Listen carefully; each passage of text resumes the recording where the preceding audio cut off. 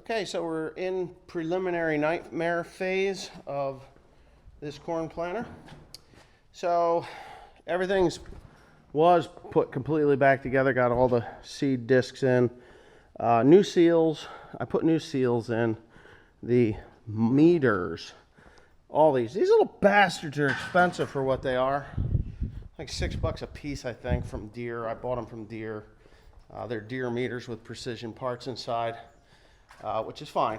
So all right, so the next phase of foolishness is this computer monitor. Now I've plugged it in already and I've ran the system, and the first thing it does is tell me, watch it scan. So it says there's a failed sensor there, right? So I'll tell you what you do, what I've done. Let me get this to the right one. I have turned those rows off. Yeah. That one was off. That one was off. And we can do this, row select, and there it goes. What's going to happen is if I was to get going here, I'm going to shut it off. Hopefully y'all can see this. I'm going to turn it back on. It's going to tell me every one that is not working. Row 2, row 12, and row 14. Those 3 rows are not functioning. Okay. Well, we can do this. I have a tester here that I kind of made up. I had an extra sensor here. I had a feeling that it would be this row. When it's one of these rows, it would start to fail. So hold on a second. Tim, can you plug this in? Sure. He can plug that in, and we'll go back over here and we'll see what happens. So you got it plugged in. So you're going to shut it off, and we know that it's row 2, 12, and 14. We got 12 and 14 now. So I know that it's a sensor. There. So the next thing we can do is we've taken one box off, but I didn't did I disconnect that one? I don't know. So I got 12 and 14. And that would be this one right here. And of course I did not. But hey, bring that tester down here. We'll see if it's just sensors or whatnot. If it's sensors, and these are things you can't test until you get your seed tube where it belongs. You just can't test it. And of course I elected to put all the giblets on. Go ahead and plug that in there, and I will go and see if it's just these sensors. Because if it's these sensors, that's an easy fix. I have them. I have them from the old 12 row. So now, what I can do here is hit this 1, 2. We know that number 2 is gonna, yeah, so we know we're gonna do row, yeah, we need to do that. We got row 2, and we're gonna turn that one off. Okay, and then we're going to shut that off, and we'll turn it on, and if you notice, it's going to skip over number 2. So it says 12 and 14. That did not fix that. So that's worse. You've got it plugged in, right? Let me shut it off and we'll start again.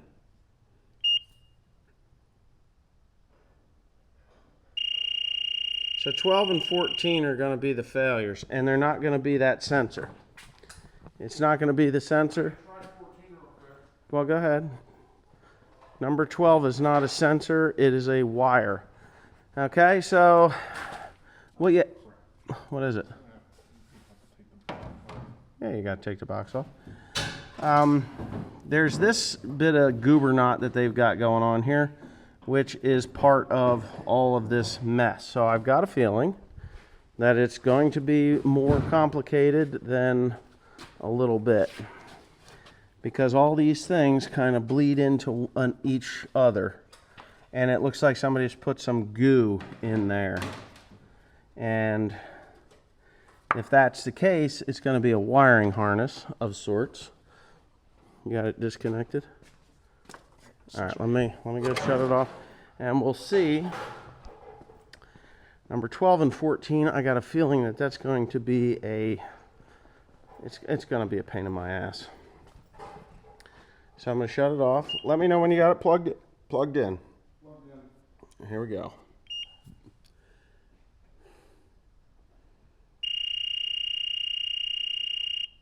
"12 and 14 are failed." Okay. All right, so that means that it's not sensors at all. Number 2 is a sensor. I knew that could have been a problem because when I put it in, I didn't realize I had extra ones. So, okay. So we know that goes like so, and where do you go to? You go to from here, right? And here is your guy, and you go into this. So I have a feeling that this one is going to be in this plug, and this 14 is going to be in this plug here. Not there. Is there a plug? There's no plug there. Where's that go to? Goes to here, into here. Yep. So more than likely it's somewheres in these pins because, well, did you plug that back in? Yeah, it's still plugged in. Okay, well, I'm going to plug, hold on a second, I'm going to shut this, all right, I'll plug this back in, right? Like that. It could be simple, like really simple.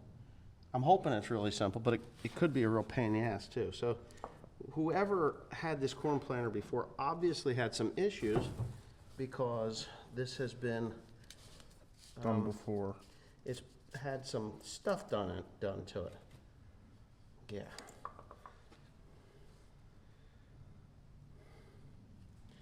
My money is that it's in here because there's some kind of, like, it looks like amazing goop. Yeah. Doesn't it? Yeah.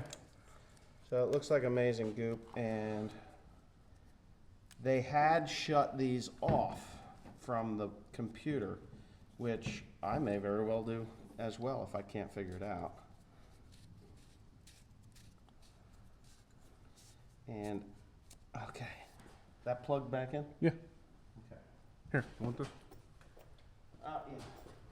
We'll see if that did anything for anything. Yeah. Because the crazy thing is, it actually, the first time I ran it, it only showed number 2, and then it stopped doing that. So it could be something silly like that, like there's a corrosion or something, which I don't believe that's it. 12, 14. 12 and 14. You can see that. All right. It could be a wire. You're right. So those, well, at least we know that those wires that come all the way back here, where do they come from?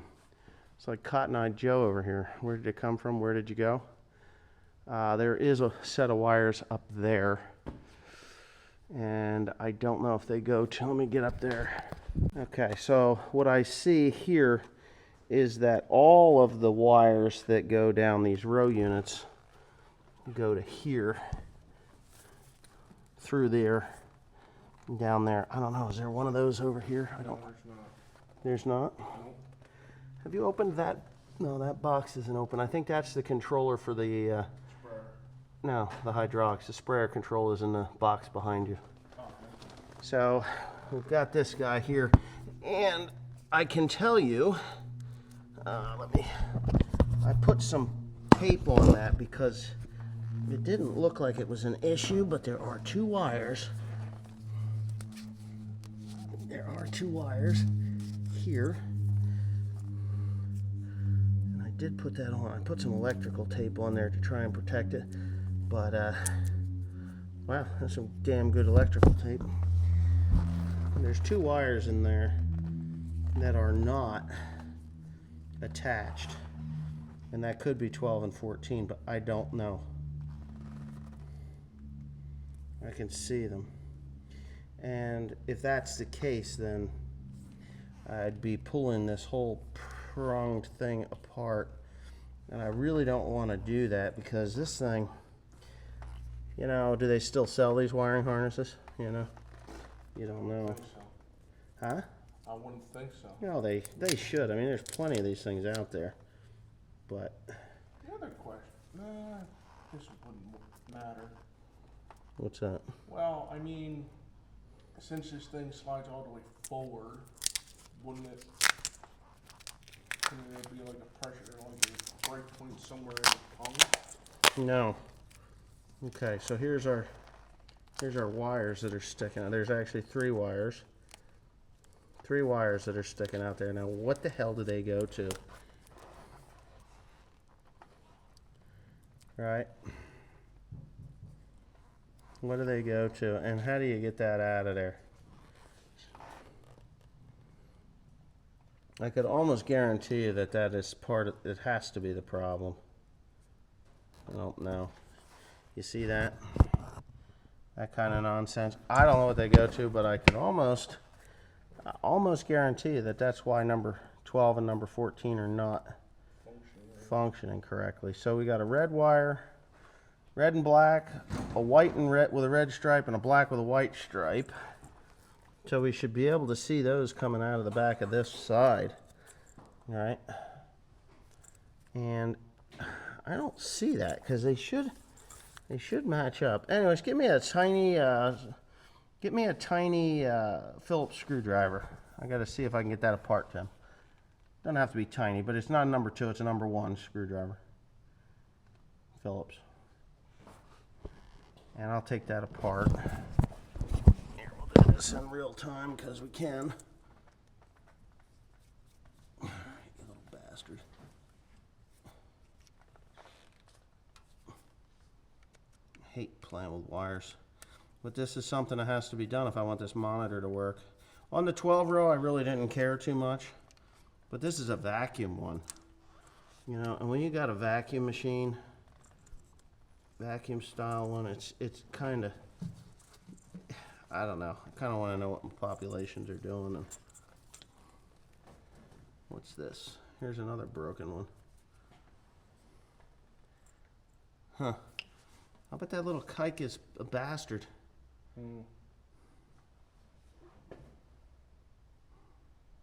Wow.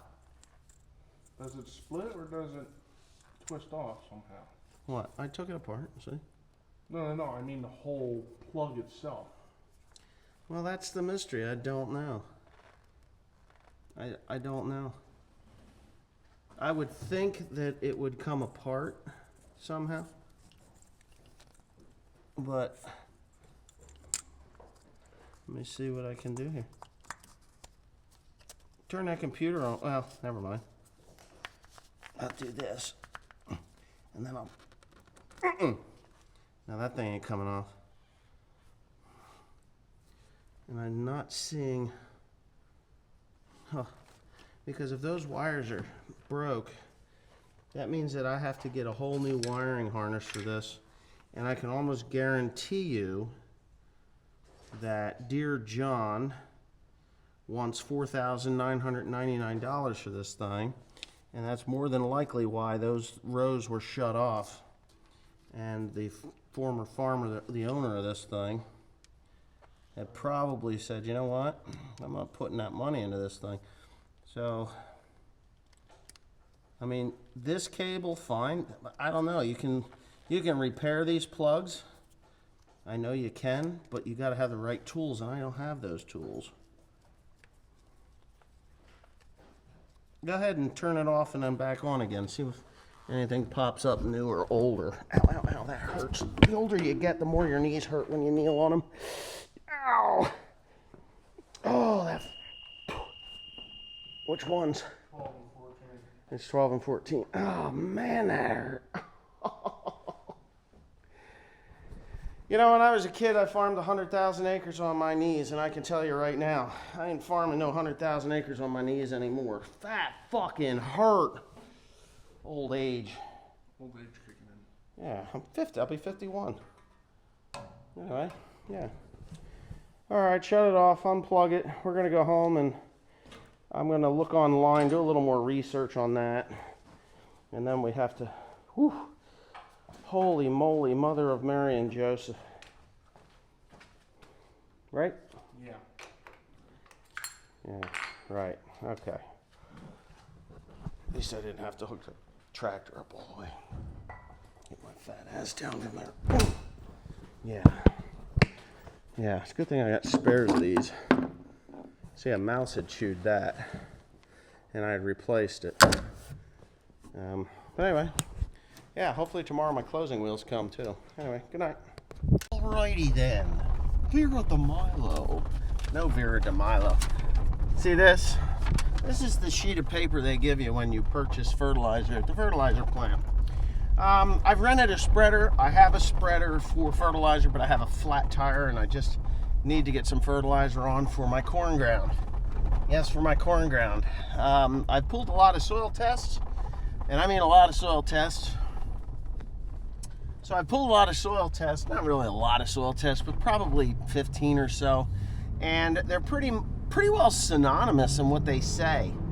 Low sulfur, low boron, and low potash. Moderate to good phosphate. So, the funny thing about phosphate is with the regen ag, or the, living root in the ground agriculture, the way I'm doing things nowadays,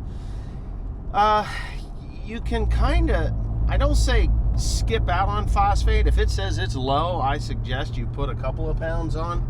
But this phosphate removal thing and nutrient removal app, those nutrient removal apps that you get from, say, Ag PhD, they're great tools. Don't get me wrong, I like to look at them to see what it takes to actually produce a crop of corn. What they suggest you use to produce a killer kick-ass crop of corn.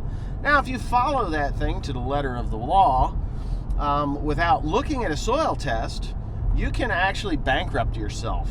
Literally bankrupt yourself. For 2 years, I followed the removal app and the suggestion of the fertilizer plant. What the hell am I coughing about? And the suggestion of the fertilizer plant, the agronomist there, fertilizer, calculator, and I put on to build phosphate. And what I've discovered is you can build phosphate. You can't build potash. It just doesn't seem to, you never seem to gain traction. So for those 2 years, I dumped the fertilizer to it. I dumped the potash to it. I dumped the phosphate to it. The soil test didn't move. Like, okay, what's the next step here? How the hell do I grow a crop of corn without dumping, and I literally mean dumping. We're talking 700 pounds of 12, or what was it, 10, 23, 23, 4, 5, 10, 23, 23, 2, 5, 10, 23, 23, 5. Sulfur. Yes, a lot of sulfur. So when you're dumping all that fertilizer on, and the removal app that you have after you take the corn off states that you're going to remove, 70 pounds of phosphate and 65 or 100 pounds of potash, or whatever the hell it says you're going to remove. But then you go and pull the soil test immediately thereafter you have taken your crop off, and you send it in, and it's like, did I even put anything on? Literally, did I put anything on? And it's like, okay, what the fuck? I can't seem to gain anything. So there is plenty of phosphate and plenty of potassium and plenty of sulfur and plenty of all this stuff in your soil. Every day, it's there. It doesn't disappear. The soil tests that came back with the higher organic matter and the higher CEC have the higher phosphate, have the higher potassium, have the higher sulfate. Boron, no. Boron, we're low no matter what. Boron, it's a pound to the acre or a half a pound to the acre. That's all you need to put on. So, what's the difference? Why is it that these soil tests are showing me in the 1.5 organic matter soil test that it's dismal low? Well, it's dismal low, not that it isn't there, it's that you have no soil life. Your health of your soil is so disgusting that there's no life there to actually break down the phosphate and the potassium and the sulfur and all these other micros that you have, zinc, copper, molybdenum, whatever, manganese, magnesiums, and all these things. They're there. They're just not showing up on your test because they are not soluble. They are not mineralized. They are not plant ready. They are bound to the clay particles. They are not broken down. They are just not available to your corn plant. So, okay, went to the fertilizer plant yesterday, and believe me, I like the guys there. They're good people. The guys and gals that are there, they're good people, fun to talk to, but they want to make this. They want to make lots of money, and they're like, oh, well, your soil test showed this. You need to put on 625 pounds of blah, blah, blah, blah, blah, and you need this, and foliar feed that, and the other fucking thing you got to do. And before you know it, you are in hock to the fertilizer plant. Well, here's a little known fact. There are some products that you can purchase, and they're cheaper than dirt, and they will spur the microbiology in your soil, along with cover crops and that living root in your ground. And the earlier you have a green up on your field, the sooner your levels will increase. You have residue, crop residue that lays on top of the ground. It's full of nutrients. It's everything that got pulled up out of the ground last year that has to break that back down. Wheat straw, soybean stubble, corn fodder, barley straw, anything that you got, peas, oats, whatever you've dumped back onto that field in residue contains potash. A crop of wheat alone will produce and wash out about 80 units of phosphate or potash and 20 units of phosphate. So that's why I'm planting green. If you plant green, all that stuff is there, and your plants are very much alive and ready to rot. A little bit of secret sauce on them, accelerate that. Good termination, good soil moisture and protection of that soil. You can break down all the nutrients that you need by putting down 1/3 of the recommendation that they have recommended, or what you really think you need. So, just food for thought. All right, so here's the stuff. I imagine the boron is the blue shit. The potash is the pink stuff. So, the blue stuff is the boron that's on the ammonium sulfate, because you can see it on the potash as well. But anyway. All right, so I'm gonna clear some stuff up a little bit maybe in the first part of this video. Well, it's not that it's unclear. I'm just going to explain a little better. So, if you've got a living root in the ground, right, be it a grass, well, even if it's a grass, it's a living root in the ground, you're feeding microbes, exudates, sugars. And those sugars are feeding those microbes, and those microbes are going out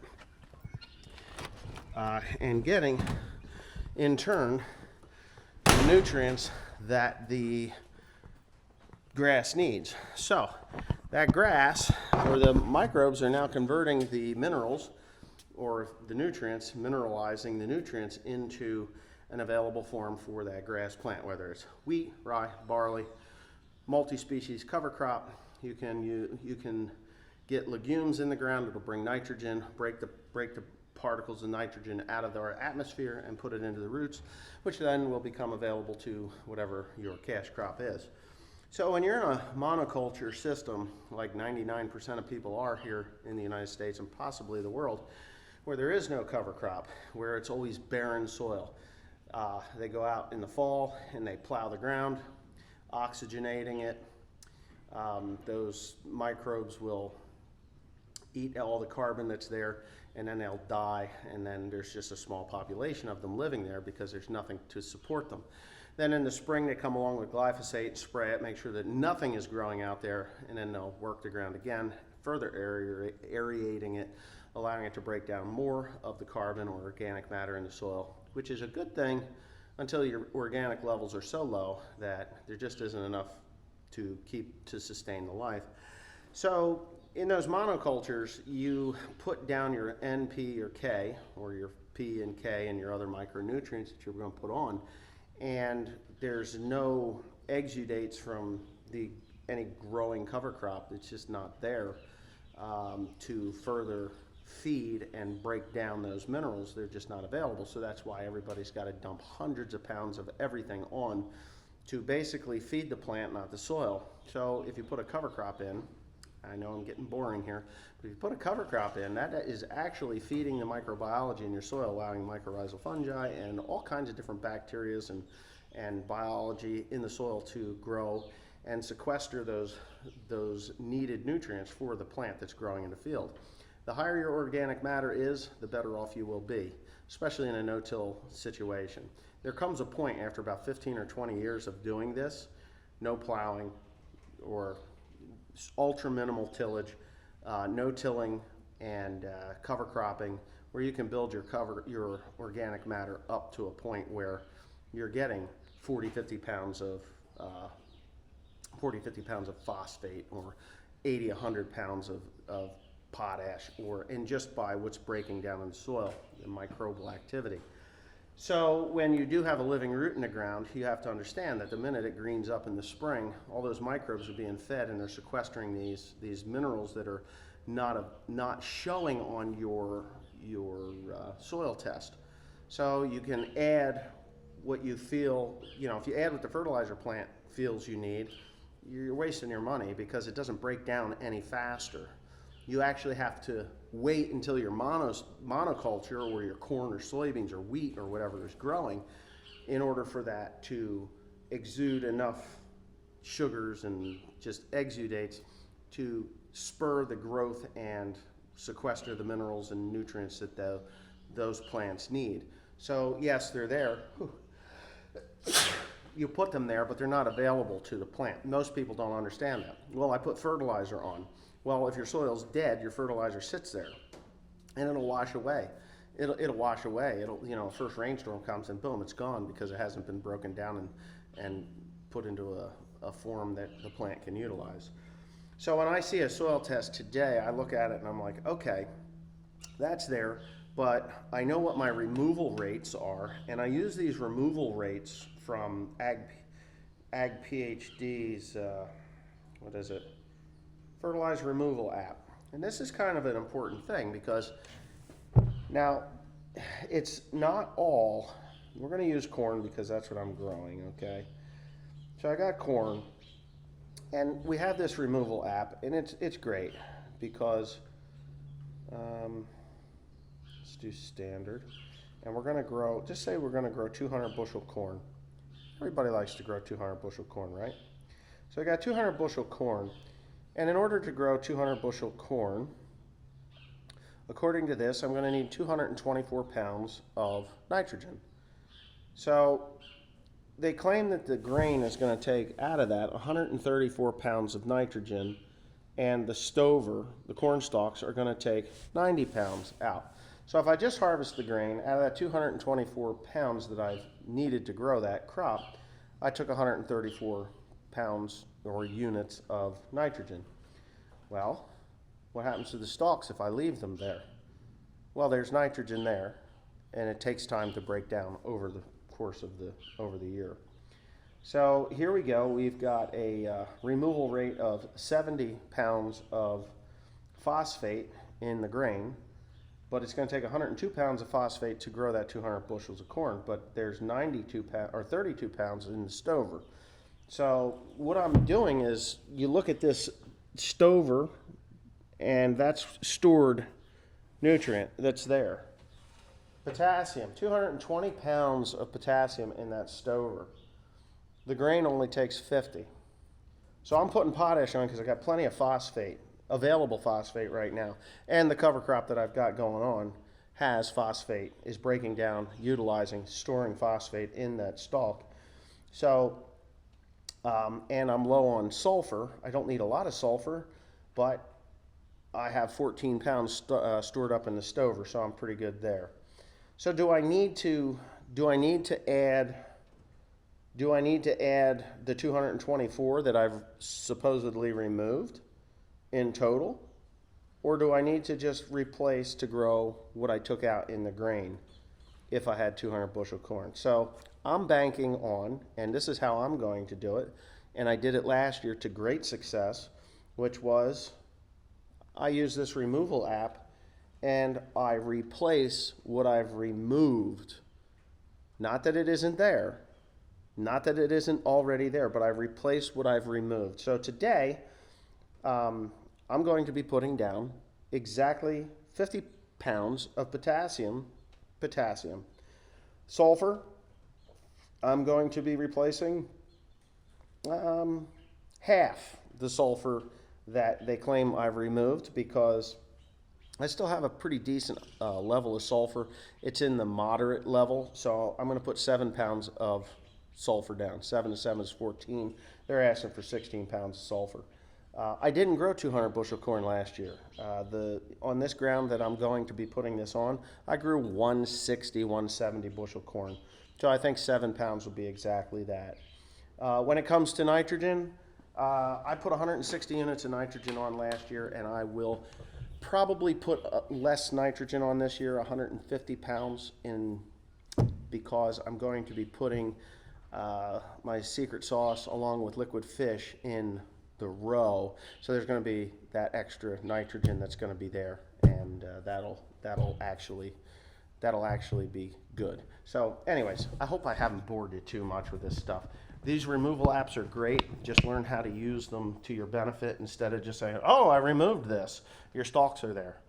Your stalks are still there. They're still breaking down. They will break down over the course of the summer. They're not going to completely break down, but trust me, there's enough in your soil left over from last year, plus what you're going to get from your fodder, stover stalks, residue, we call it, over the course of the summer to carry you through your reproductive stages. And are you going to get 400 bushel corn? Fuck no. But you're not going to put down, it's not going to cost you $400 an acre for fertilizer or $500 an acre for fertilizer. It's just not going to happen, because you are replacing what you actually took out, not what you think you actually need.